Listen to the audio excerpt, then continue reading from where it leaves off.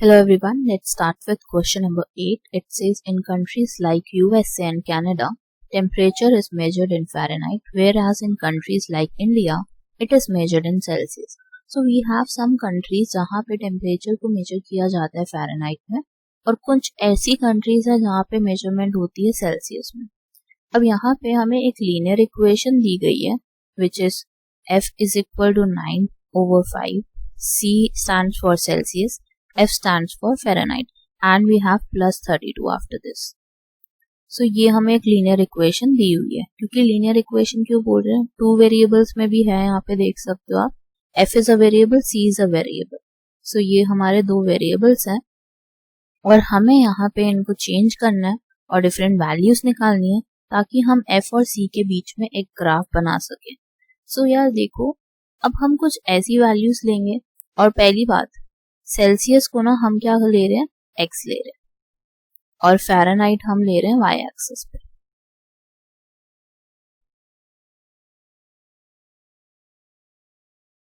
अब हमें टेबल भी बनाना है x और y के बीच में. तो x और y के बीच में टेबल कैसे बनेगा यार, आप क्या करोगे, हमने c को x लिया ना, इसकी वैल्यूज चेंज करते और ऐसी वैल्यूज लेना जिससे कि आपकी कैलकुलेशन सिंपल हो जाए. जैसे x को अगर मैं 0 लूँ तो हमारी फ़ारेनहाइट की वैल्यू कितनी आ जाएगी, 9/5 इंटू 0 प्लस 32. तो ये वाली टर्म तो हमारी 0 ही हो गई. बचा क्या हमारे पास, ओनली 32. मतलब फ़ारेनहाइट हमारा कितना आ गया, 32. अब एक और वैल्यू लेते हैं, यहाँ पे हम 10 डाल के देखते हैं या 5 डाल सकते हो, 5 डाल लो. तो 5 से 5 कैंसिल हो जाएगा. मैं आपको सॉल्व करके दिखा देती हूँ. 9/5, c की जगह 5 और 32. 5 से 5 कैंसिल, आपके पास बचा क्या, 32 प्लस 9 विच इज 41. अब इसी तरह आप 10 की वैल्यू ले लो, 15 ले लो, 10 ले लेते हैं. सो 10 अगर यहाँ पे पुट करोगे तो आपका ये कितना हो जाएगा, 9/5 into 10 plus 32. So this will B 2 और 9 इंटू 2 इज 18, 18 प्लस 32 इज 50. तो हमारे 3 कोऑर्डिनेट्स आ रहे हैं यहाँ से. It is 0,32. It is 5,41. Then we have 10,50. इन तीनों कोऑर्डिनेट्स को हम ग्राफ पेपर पे बनाएंगे और देखेंगे कि ये लीनियर इक्वेशन हमारा बन रहा है या नहीं बन रहा. Let's move on to the next page.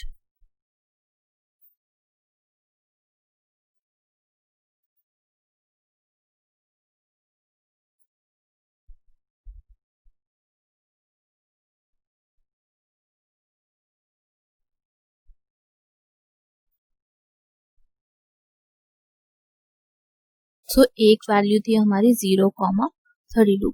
तो वो 30 और 40 के बीच में लाया करेगी. यहाँ पे दूसरी वैल्यू थी हमारी 5 पे 41. इसको हम यहाँ पे 5 ले लेते हैं, यहाँ पे 10 ले लेते हैं. 5 पे थी यार 41 तो यहाँ पे आएगी. उसके बाद लास्ट वैल्यू थी हमारी 10 पे. 10 पे हमारी वैल्यू है y की 50. सो 10 के कॉरस्पॉन्डिंग आप 50 रखोगे और इन तीनों पॉइंट्स को आप क्या कर दोगे, ज्वाइन कर दोगे. सो ये हमारा एक लीनियर इक्वेशन ग्राफ बन रहा है और x एक्सिस और y एक्सिस मार्क कर देंगे. अब सेकेंड पार्ट पे आते हैं जहाँ पे आपको बोला है कि टेम्परेचर जो है वो हमारा सेल्सियस में 30 डिग्री सेल्सियस दिया हुआ है. You have to find the temperature in Fahrenheit. अभी हमने इक्वेशन लिखी थी 9/5 इंटू c प्लस 32. c की वैल्यू कितनी दी हुई है आपको, 30 डिग्री. तो यहाँ पे पुट कर लो. सो दिस इज 9/5, c की जगह 30 डिग्री पुट करो और लास्ट में आपके पास 32 है. 5 और 30 को कैंसिल कर देते हैं. You will gate 9 into 6. 9 into 6 कितना हो गया आपका, 54. And 54 plus 32 is 86 degree Fahrenheit. तो हमारा आंसर सेकेंड का भी आ गया, दैट इज 86 डिग्री फ़ारेनहाइट. अब हम इसी तरह थर्ड वैल्यू निकालेंगे. It is if the temperature is 95 degree Fahrenheit. मतलब फ़ारेनहाइट में आपको टेम्परेचर दिया हुआ है और आपसे बोला टेम्परेचर इन सेल्सियस निकालो. सो एफ की वैल्यू तो आपको ऑलरेडी पता है, 9/5 इंटू c प्लस 32. एफ की वैल्यू 95 है. 9/5 इंटू सी प्लस 32। 32 को लेफ्ट हैंड साइड ले जाओ और आपके पास बचा क्या, 95 minus 32 is equal to 9/5 into C. अब 95 में से 32 गया तो ये हो जाएगा आपका 63 और क्रॉस मल्टीप्लीकेशन करो, you will get 63 into 5/9 is equal to Celsius. 9 और 63 को कैंसिल करते हैं, 7 इंटू 5 आ गया, सो दिस इज 35 डिग्री सेल्सियस। अगर आपका फ़ारेनहाइट 95 डिग्री फ़ारेनहाइट होगा तो आपका सेल्सियस की वैल्यू कितनी आएगी, 35 degree Celsius. Let's do the fourth part of it. So it says if the temperature is 0 degree Celsius, what is the temperature in Fahrenheit? Okay, so उन्होंने बोला C जो है वो आपको दिया हुआ है 0 डिग्री सेल्सियस, तो फ़ारेनहाइट की वैल्यू कितनी होगी, सो 9/5 इंटू 0 प्लस 32। तो फर्स्ट टर्म तो यार हमारा 0 हो गया, बचा क्या हमारे पास 32 degree Fahrenheit. This is a part of it. Second part है if the temperature is 0 degree Fahrenheit, F जो है हमारा वो 0 डिग्री फ़ारेनहाइट हो गया, 0 is equal to 9/5C plus 32। अब हम क्या करेंगे, इसको अगर हमें C की वैल्यू निकालनी है तो हम लेफ्ट हैंड साइड पे 32 ले जाएंगे and it will be minus 32 is equal to 9/5 into C और क्रॉस मल्टीप्लीकेशन कर लो, you will get minus 32 into 5/9। सो इसको सिंप्लीफाई करो, मतलब डिवाइड करो 32 और 9 को या 5 और 9 को, you will get minus 17.7 degree Celsius. So this is the answer for fourth part. अब लास्ट पार्ट भी खत्म करते हैं। It says is there a temperature which is numerically the same in both Fahrenheit and Celsius? If yes, find it। तो वो हमसे ये पूछ रहे हैं क्या F और C की वैल्यू सेम हो सकती है न्यूमेरिकली। देखते हैं, चेक करते हैं।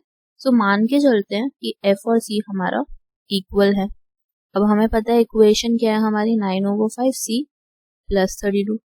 अब F की जगह अगर मैं C पुट कर दूं, C पुट कर दिया, C को हम एज इट इज रखेंगे ताकि हम C की वैल्यू निकाल सके। ऐसी कौन सी वैल्यू होगी C की जब हमारा F इक्वल हो सकता है C के। सो 9/5C को हम लेफ्ट हैंड साइड ले आएंगे, this will be C minus 9/5C 32। अब देखो लेफ्ट हैंड साइड को सॉल्व करो, सॉल्व कैसे होगा, एलसीएम लेके, एलसीएम 5 हो जाएगा, this will be 5C minus 9C is equal to 32। अब 5C में से 9C गए तो minus 4C/5 is equal to 32।